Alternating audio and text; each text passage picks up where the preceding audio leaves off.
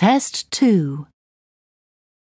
You will hear a number of different recordings, and you will have to answer questions on what you hear. There will be time for you to read the instructions and questions, and you will have a chance to check your work. All the recordings will be played once only. The test is in 4 sections. At the end of the test, you will be given 10 minutes to transfer your answers to an answer sheet. Now turn to Section 1. Section 1. You will hear a young man phoning a town's youth council. First, you have some time to look at questions 1 to 5.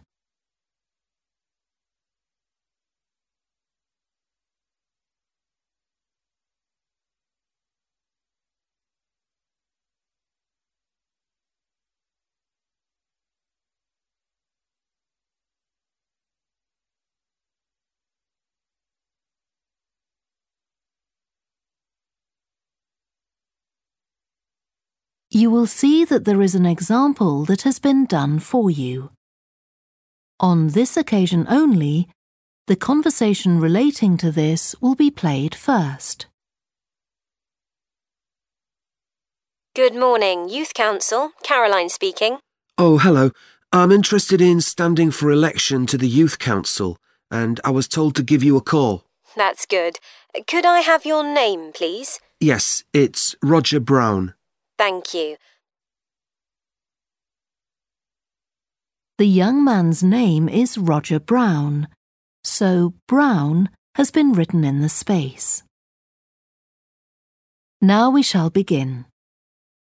You should answer the questions as you listen, because you will not hear the recording a second time.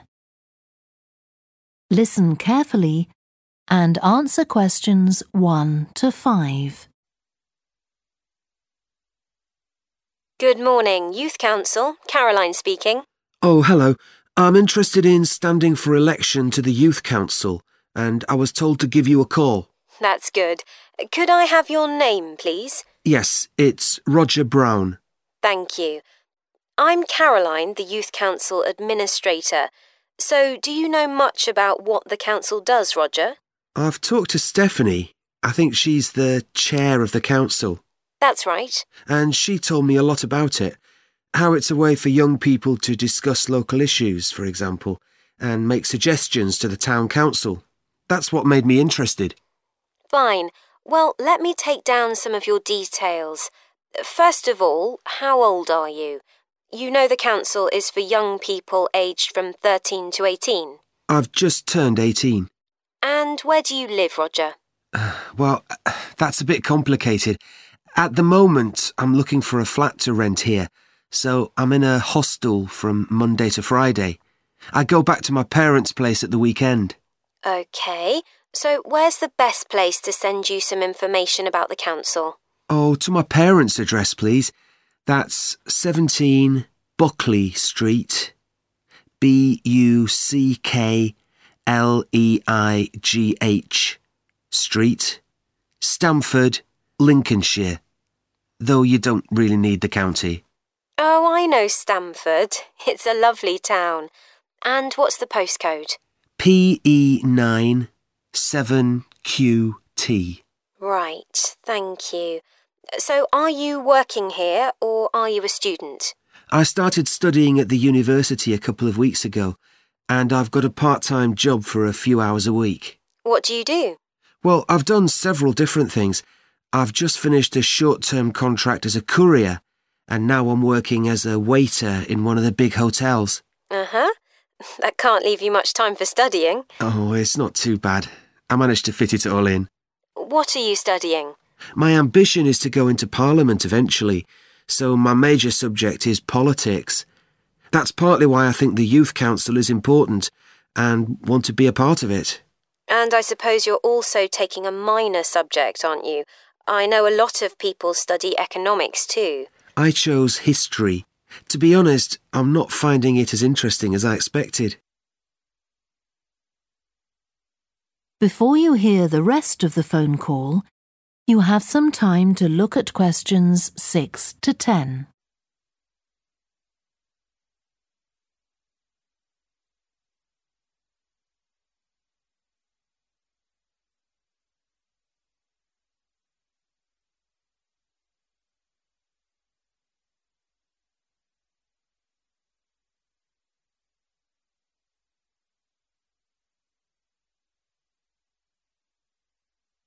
Now listen and answer questions 6 to 10. OK, so with your studying and your part-time job, do you have time for any other interests or hobbies? Well, I spend quite a lot of time cycling, both around town to get to university and to work, and also long distance, from here to London, for instance. That's pretty impressive. Anything else? For relaxation, I'm also keen on the cinema. I used to go at least once a week, but I can't manage to go so often now. Right. Are you sure you'll have enough time for the Youth Council? Yes, I've worked out that I can afford to reduce my hours at work, and that will make the time. So is there any particular aspect of the Youth Council's work that appeals to you, Roger? Well, my sister is blind, so I'm particularly interested in working with disabled young people to try and improve the quality of their lives. That's great. Well, the best way to get involved is to be nominated by some people who you know. Right. Can you tell me how to set about organising that? You should talk to Jeffrey, our elections officer. I can arrange a meeting in the council office with him, if you like. Yes, please. He'll be here next Monday, if that suits you. That's the 14th, isn't it? Yes. I can manage late afternoon. Would you like to suggest a time?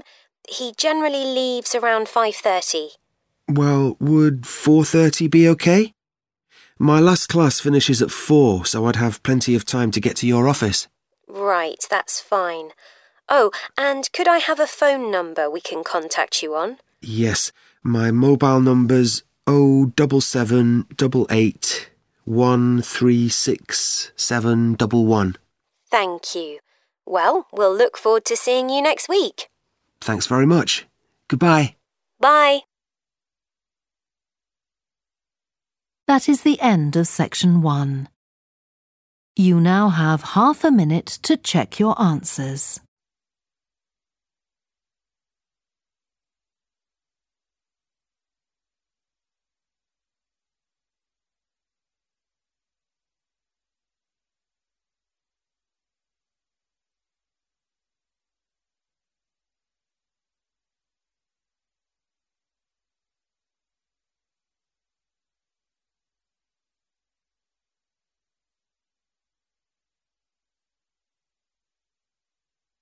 Now turn to section 2. Section 2. You will hear a woman who works in a theatre talking to 2 new staff members on their first day of work. First, you have some time to look at questions 11 to 16.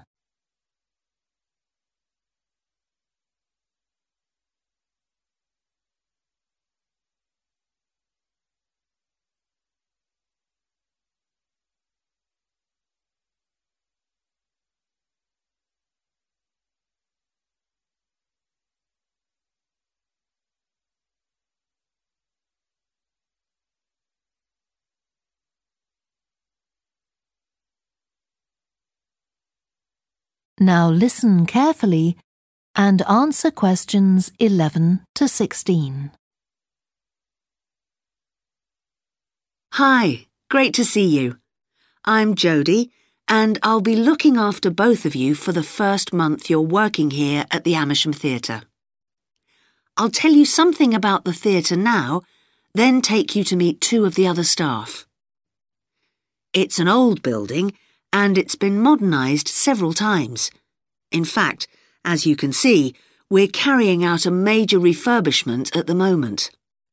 The interior has just been repainted, and we're about to start on the exterior of the building.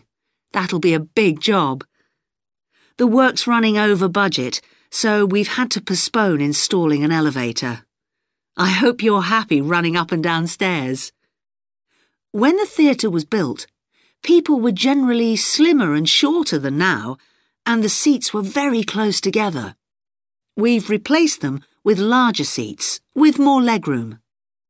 This means fewer seats in total, but we've taken the opportunity to install seats that can easily be moved to create different acting spaces. We've also turned a few storerooms over to other purposes, like using them for meetings. We try hard to involve members of the public in the theatre. One way is by organising backstage tours, so people can be shown round the building and learn how a theatre operates. These are proving very popular. What we're finding is that people want to have lunch or a cup of coffee while they're here. So we're looking into the possibility of opening a cafe in due course. We have a bookshop which specialises in books about drama, and that attracts plenty of customers. Then there are 2 large rooms that will be decorated next month, and they'll be available for hire, for conferences and private functions, such as parties. We're also considering hiring out costumes to amateur drama clubs. Now I want to tell you about our workshops. We recently started a programme of workshops that anyone can join. Eventually, we intend to run courses in acting, but we're waiting until we've got the right people in place as trainers. That's proving more difficult than we'd expected. There's a big demand to learn about the technical side of putting on a production, and our lighting workshop has already started with great success. We're going to start one on sound next month. A number of people have inquired about workshops on makeup, and that's something we're considering for the future. A surprise success is the workshop on making puppets. We happen to have someone working here who does it as a hobby, and she offered to run a workshop. It was so popular, we're now running them every month.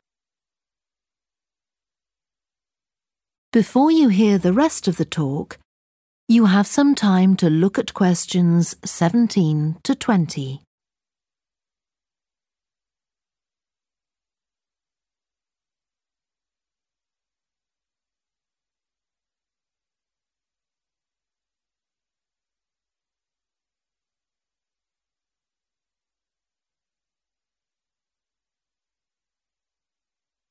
Now listen and answer questions 17 to 20. Now, a word about the layout of the building.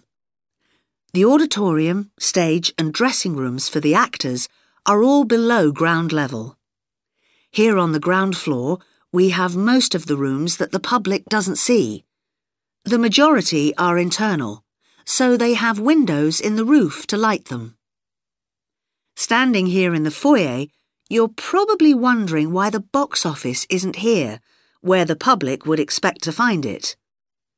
Well, you might have noticed it on your way in.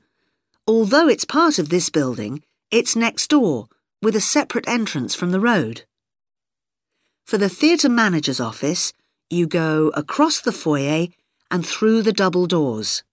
Turn right, and it's the room at the end of the corridor, with the door on the left. The lighting box is where the computerized stage lighting is operated, and it's at the back of the building. When you're through the double doors, turn left, turn right at the water cooler, and right again at the end. It's the second room along that corridor. The lighting box has a window into the auditorium, which of course is below us. The artistic director's office is through the double doors, turn right, and it's the first room you come to on the right-hand side. And finally, for the moment, the room where I'll take you next, the relaxation room. So, if you'd like to come with me. That is the end of section 2. You now have half a minute to check your answers.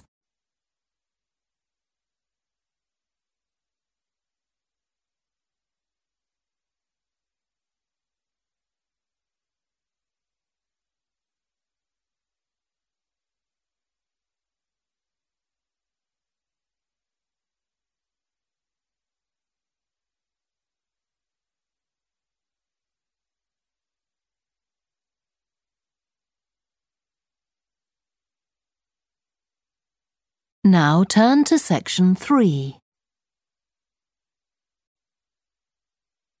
Section 3. You will hear two biology students called Helen and Colin talking about the report they are writing on their recent field trip to a seaside area called Rocky Bay. First, you have some time to look at questions 21 to 26.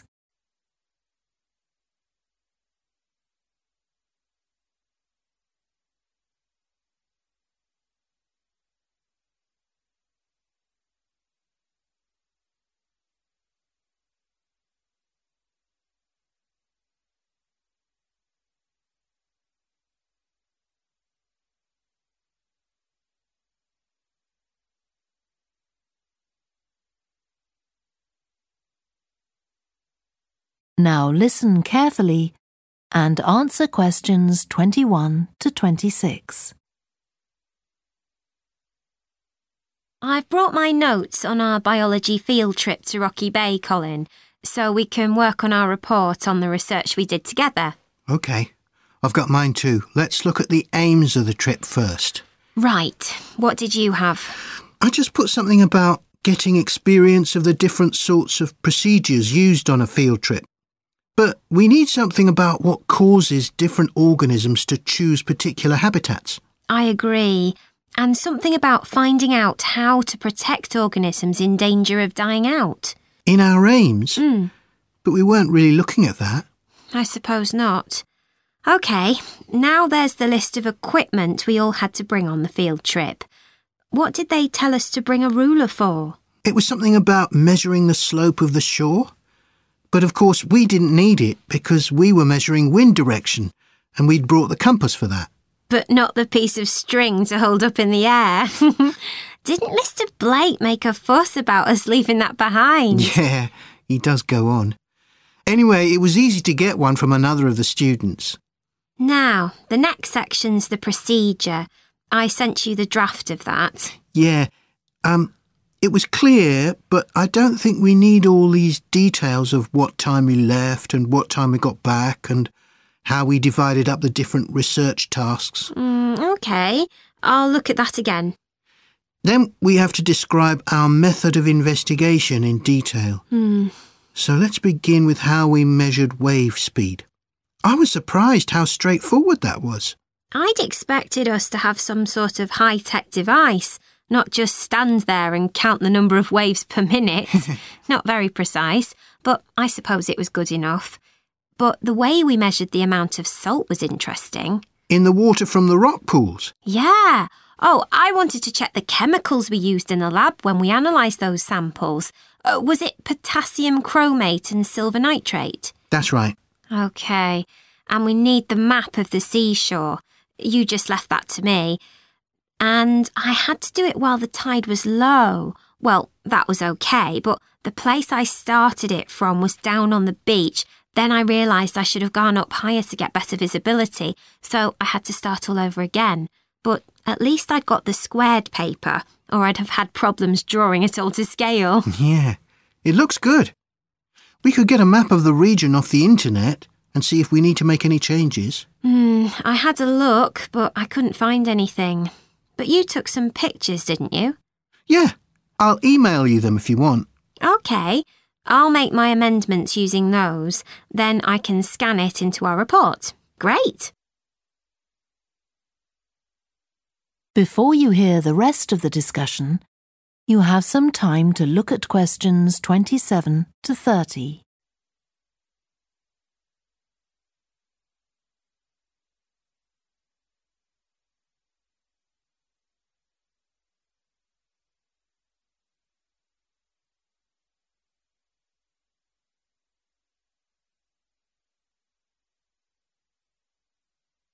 Now listen and answer questions 27 to 30. Now, when we get to our findings, I thought we could divide them up into the different zones we identified on the shore and the problems organisms face in each zone. So for the highest area... The splash zone? Yeah, We found mostly those tiny shellfish that have strong, hard shells that act as protection. But not from other organisms that might eat them, predators. No, that's not the main danger for them, but the shells prevent them from drying out because they're in the open air for most of the time. Right. And since they're exposed, they need to be able to find some sort of shelter or cover themselves up so they don't get too hot. Then in the middle and lower zones, nearer the sea, we need to discuss the effects of wave action. Yes, and how organisms develop structures to prevent themselves from being swept away or even destroyed by being smashed against the rocks. I haven't done anything on the geological changes. I don't know what to put for that. No, we weren't concentrating on that. Maybe we need to find some websites. Good idea. I've got the lecture notes from Mr. Blake's geology course, but they're too general. But we could ask him which books on our reading list might be most helpful. Right. OK. Now, I did a draft of the section of sources of possible error in our research, but I don't know if you agree. For example, the size of the sample and whether it's big enough to make any general conclusions from. But I thought actually we did have quite a big sample. We did. And our general method of observation seemed quite reliable. But we might not be all that accurate as far as the actual numbers go. Yeah, we might have missed some organisms, if they were hiding under a rock, for example. I wasn't sure about the way we described their habitats. I decided it was probably OK. Yeah, and the descriptions we gave of the smaller organisms, they weren't very detailed, but they were adequate in this context. I'm not sure we identified all the species correctly, though. OK, we'd better mention that. Now, how are we going to... That is the end of section 3. You now have half a minute to check your answers.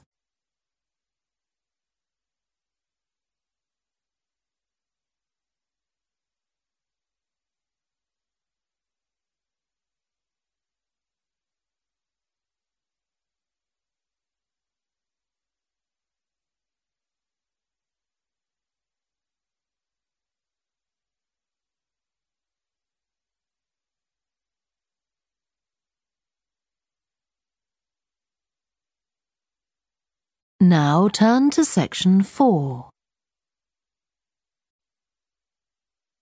Section 4. You will hear part of a lecture to students of architecture about the design of a public building. First, you have some time to look at questions 31 to 40.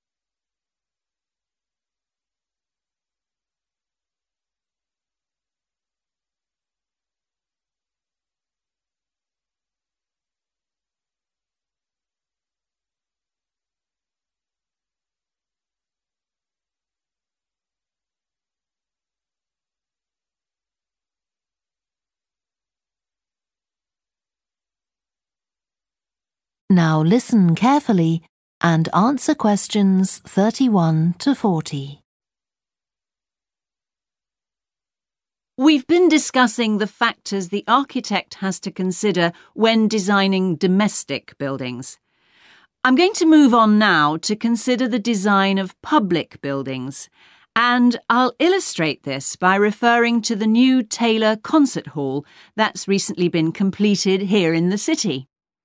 So, as with a domestic building, when designing a public building, an architect needs to consider the function of the building.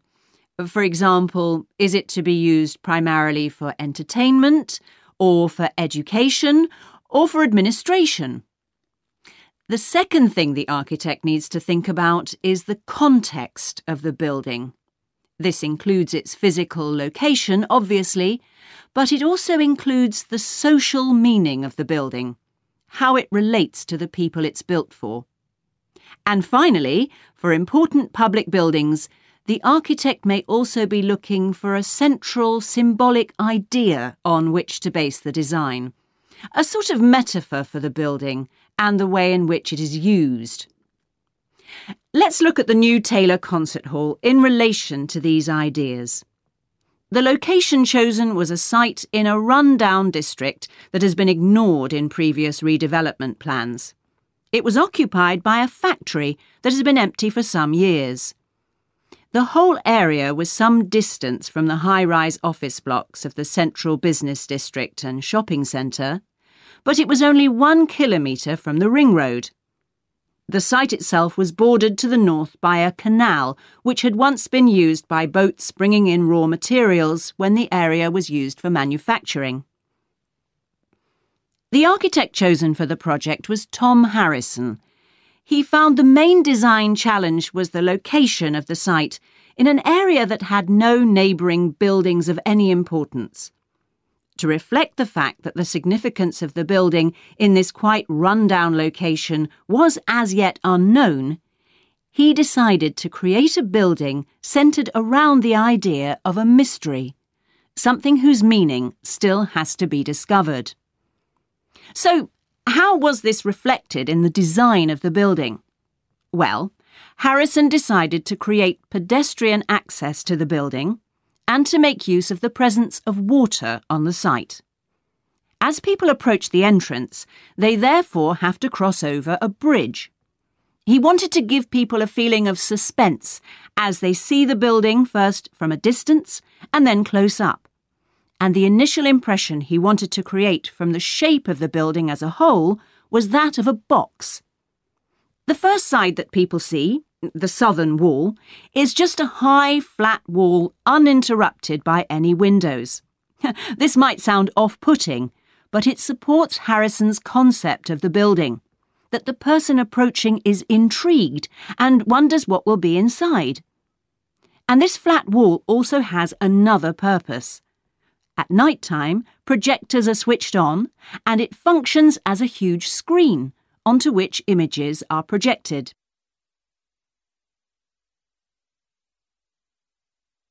The auditorium itself seats 1,500 people. The floors supported by 10 massive pads. These are constructed from rubber and so are able to absorb any vibrations from outside and prevent them from affecting the auditorium. The walls are made of several layers of honey-coloured wood, all sourced from local beech trees. In order to improve the acoustic properties of the auditorium and to amplify the sound, they are not straight, they are curved. The acoustics are also adjustable according to the size of orchestra and the type of music being played. In order to achieve this, there are 9 movable panels in the ceiling above the orchestra, which are all individually motorised. And the walls also have curtains, which can be opened or closed to change the acoustics. The reaction of the public to the new building has generally been positive. However, the evaluation of some critics has been less enthusiastic. In spite of Harrison's efforts to use local materials, they criticise the style of the design as being international rather than local, and say it doesn't reflect features of the landscape or society for which it is built. That is the end of section 4. You now have half a minute to check your answers.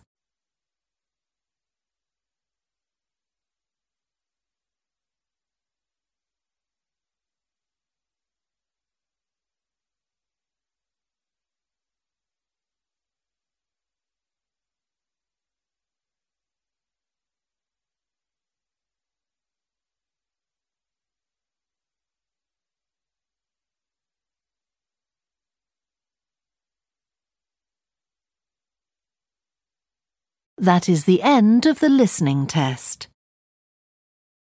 You now have 10 minutes to transfer your answers to the answer sheet.